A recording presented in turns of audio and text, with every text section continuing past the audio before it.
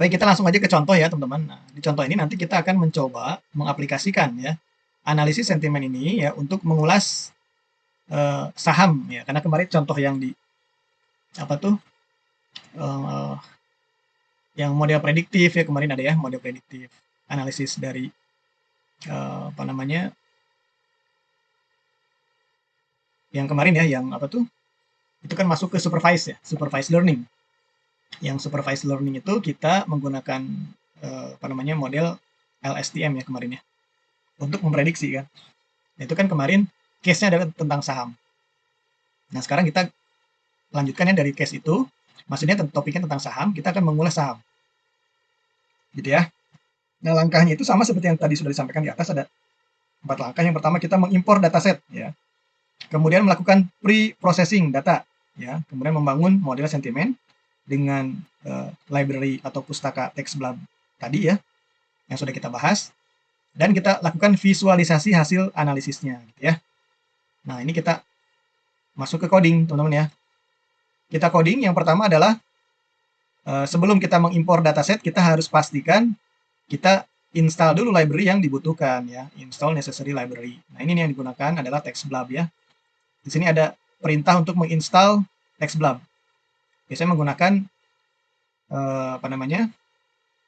Perintah ini nih ya.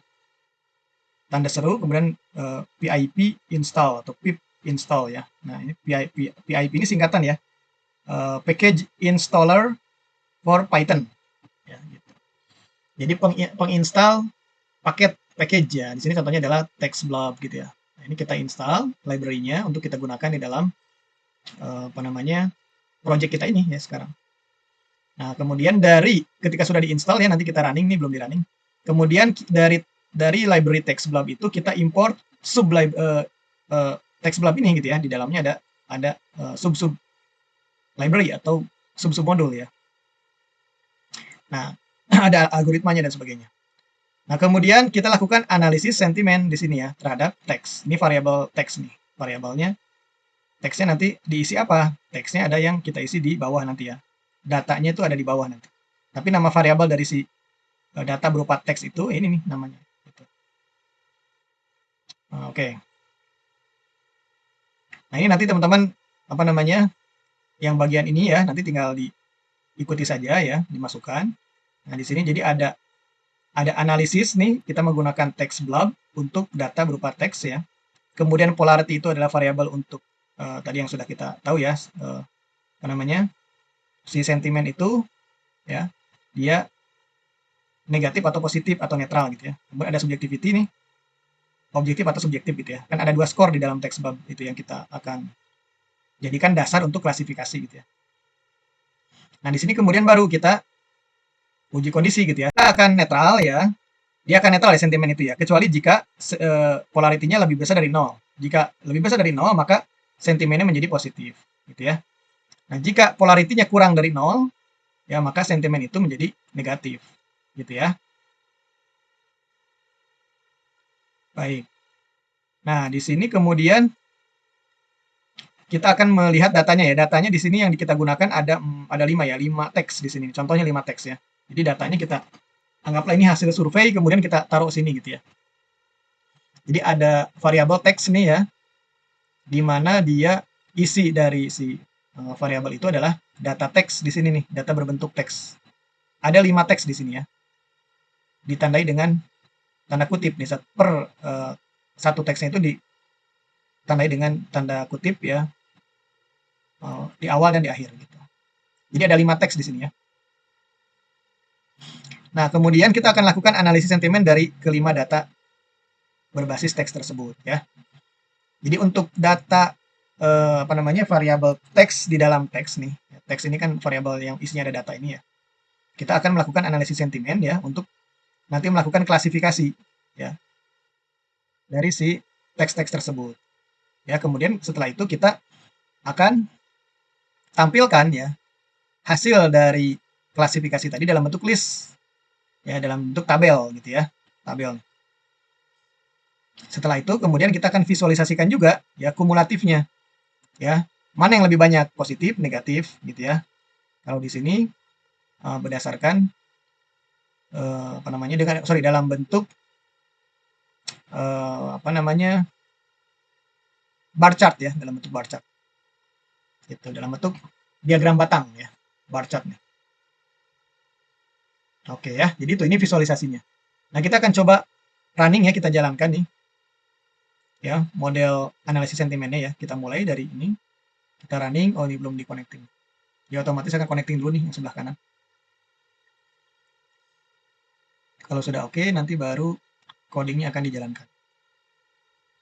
Ya kan, sudah connect. Sekarang jalankan yang VIP. Nah, ini requirement. Dia menginstal paket-paket yang dibutuhkan tuh ya. Requirement already satisfied. Ya. Ini ada di sini NLTK ya. Natural Language Toolkit gitu ya. Jadi natural language ini kita sedang melakukan analisis NLP ya, Natural Language Processing ya, pemrosesan bahasa yang alami. Itu dalam ini teks. Nih lihat ya. Dia sudah melakukan ini kan satu program, jadi langsung dijalankan ya semuanya tuh. Nah, lihat tuh langsung ke situ. Kan sudah ada perintah untuk menganalisis sentimen ya di situ. Kelima teks tadi. Kita lihat nih di sini ya. Hasilnya untuk teks yang pertama. Ya, the stock gives high returns, very profitable ya. Nah, teks ini kalau kita lihat ya dengan logika kita aja coba. Ya, ini kan menunjukkan apa? Stok itu menguntungkan ya. Ya kan karena returnnya tinggi, sangat menguntungkan. Ini lihat nih. Polaritinya 0,18 artinya lebih besar dari 0 ya. Polaritinya berarti kan apa namanya? Positif ya. Subjectivity-nya 0,4. Artinya apa nih 0,4? Dia kalau 0 kan objektif ya, kalau 1 sangat subjektif gitu ya. Jadi ini tengah-tengah lah, lebih ke tengah-tengah ya. Mendekati 0,5 gitu. Oke, jadi nilai sentimennya itu adalah positif. Ya, klasifikasi dari teks ini adalah dia teks yang apa namanya memiliki sentimen positif ya terhadap saham tersebut. Jadi penilai dari saham tersebut dia memiliki sentimen positif ya terhadap saham itu. Nah, kemudian ada lagi yang kedua nih, ada dua teks yang kedua. Ya, poor stock performance ya, not recommended ya kan. Kata-katanya sudah ketangkap gitu ya. Ini negatif nih ya. Nah, polarity-nya adalah kurang dari 0, minus 0,4 ya. Nah, kalau subjektivitasnya 0,6. Jadi cenderung subjektif ya, tetapi nggak sangat subjektif. Ini mendekati 0,5 juga ya. Yang apa tengah-tengah antara objektif dan subjektif. Ya. Nah, sentimennya negatif karena tadi nilai polarity-nya adalah negatif ya.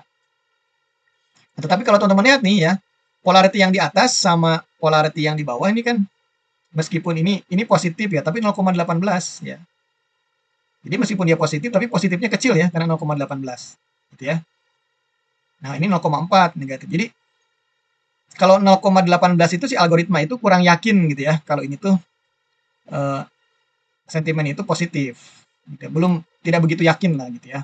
Maksudnya gitu, polarity kan ke sentimen ya, nilai emosi gitu ya di situ ya. Jadi, apa namanya? Seberapa positif, seberapa negatif gitu ya. Gitu. Jadi positifnya positif rendah, mendekati netral gitu ya. Nah, ini kan bisa jadi salah ya. Nah, jadi kita jangan terlalu percaya juga sama apa namanya? Algoritma ya, sama aplikasi gitu ya. Jadi ini kita harus lihat lagi nih, kenapa kok kalimat atau teks ini kok positifnya positif rendah gitu ya. Padahal kan disebutkan high returns, very profitable, ya kan? Nah, makanya di sini penilaian manusia pun bisa kita mengkritik ya penilai. Ini kan yang mengerjakan AI ya, artificial intelligence lah gitu ya. Atau misalnya mesin ya, kan ini mesin kan yang bekerja. Jadi kita bisa mengkritik, kayaknya nih apa namanya hasil klasifikasi dari mesin ini kurang tepat deh. Ya nggak apa-apa ya, kita bisa kritik dan kita tidak memilih pendapatnya dia bisa gitu ya. Jadi kalau menurut kita mungkin kok 0,18 gitu kan, harusnya kan 0,6 lah gitu, misalnya 0,7 nggak bisa aja kan gitu. Ya kan? Nah, ini pun sama nih. Kenapa nggak minus 0,6 misalnya gitu ya. Tapi secara umum kan konklusinya tidak salah ya. Konklusinya positif yang atas. Ini pun kesimpulannya negatif ya. Jadi tidak mengganggu atau tidak mengubah kesimpulan akhirnya ya. Kita setuju dengan kesimpulan akhirnya ya. Tentang sentimen itu. Nah, untuk teks yang ketiga, the stock is quite stable ya. Quite stable, safe for long term investment gitu ya. Nah, ini dinilai polaritinya 0,5. Jadi positif tapi ya cukup positif gitu ya. Subjektivitinya 0,5 juga sama ya, antara objektif dan subjektif tengah-tengah nih. Sentimennya jelas positif ya. Begitu. Ini kayaknya saya setuju nih ya. Gitu.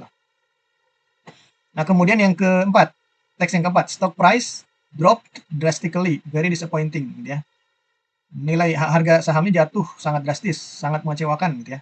Wah, itu polaritinya negatif nih, minus 0,78. Ini setuju ya. Subjektivitinya tapi tinggi nih 0,9. Jadi hampir-hampiran ya sangat subjektif ini ya.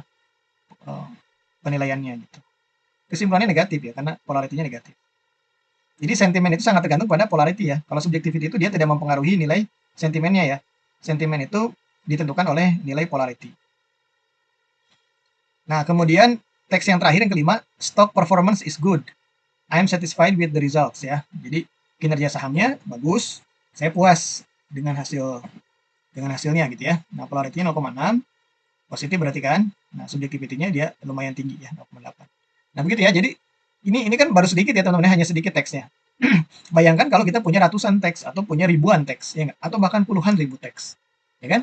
Kalau contohnya 5 begini kan teman-teman mungkin bisa melihat, Pak, saya nggak perlu pakai machine learning ya nggak? Ya kan? Ya sudah, Pak, saya analisis sendiri aja kan, manual gitu kan. Iya betul kalau hanya sedikit begini, tapi kalau banyak gimana? 100 datanya, 1000, ya kan, 100.000, jutaan bahkan gitu ya. Anda mau kerjain satu-satu kan pasti malas juga kan. Makanya menggunakan analitika data ya, pakai machine learning gitu. Jadi akan mempelajari gitu. Nah, kalau modelnya sudah bagus, udah hasil trainingnya bagus nih, ya nanti kita tes dengan data yang baru misalnya gitu ya. Nah, ini dari yang hasil ini kan hasil ini ya, apa namanya, modelnya sudah ada sih ya, dia karena bahasa Inggris nih sudah langsung dipakai ya dari model yang sudah ada. Nah, jadi trainingnya sudah dulu gitu ya. Nah, ini testingnya, sorry, ini kita testingnya dari yang 5 teks ini. Hasilnya ternyata ya cukup ya, kalau menurut saya sih cukup memuaskan ya. Nah, kita ingin lihat ya dari 5 contoh tadi kalau ditabulasi itu seperti apa ya hasilnya. Kita coba di sini ya, diubah datanya menjadi tabel ya. Oh, ini ada yang salah nih.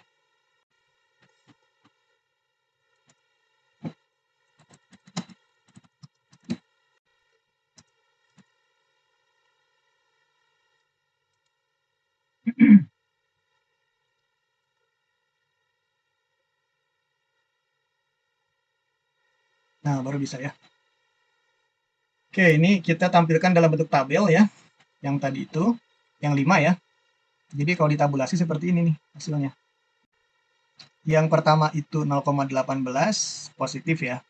Benar ya. Sensitivity-nya 0,42, betul ya. Yang terakhir polarity-nya 0,6. Betul nih. Kemudian subjectivity 0,8, betul ya. Sentimennya positif. Nah, gitu ya. Nah, ini tabulasinya nih. Nah, tapi kan dalam bentuk tabulasi ini ya kalau sedikit kita bisa langsung lihat ya, yang kebanyakan adalah yang positif ya, ada 3. Yang negatifnya 2 gitu ya. Tapi kalau jumlahnya banyak gitu ya, ratusan, ribuan, bahkan jutaan kan, kalau dalam bentuk tabel kita kan nggak bisa eh, langsung menangkap insight-nya ini mayoritas positif sama negatif gitu ya. Nah, makanya kita bisa munculkan dalam visualisasi misalnya dengan menggunakan bar chart gitu ya. Nah, di sini kita tampilkan visualisasi dengan menggunakan library matplotlib pyplot ya, yang sudah pernah kita bahas sebelumnya nih di pertemuan yang lalu ya. Pertemuan bukan ke minggu kemarin ya, tapi sebelum-sebelumnya ini sudah pernah dibahas ya. Nah, ini kita ingin tampilkan ya data tabulasi tadi itu tabel ya, kita ingin tampilkan dalam bentuk grafik atau bar chart gitu ya. Kita ini sudah pernah kita coba ya, yang metode matplotlib ini. Kita jalankan. Nah, ini hasilnya adalah dalam bentuk bar chart ya, teman-teman ya. Kumulatif. Jadi jumlah kumulatif dari masing-masing kategori atau klasifikasi sentimen gitu ya. Nah, jadi dari 5 itu ya, sebentar ini ya, coba ini saya buang dulu. Kalau kumulatif tidak perlu.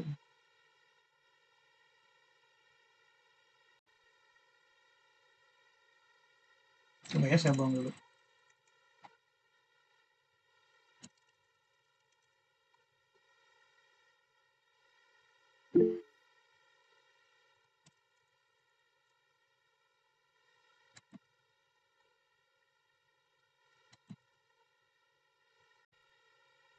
Nah, sekarang baru ya. Jadi kita gunakan yang coding yang ini ya untuk bisa menampilkan bar chart ya, visualisasi dari tabel tadi ya berdasarkan klasifikasi sentimennya ya, positif sama negatif. Jadi positifnya ada 3 ya, udah betul ya di sini bar chartnya. Positifnya ada 3, kemudian yang negatifnya ada 2. Gitu ya.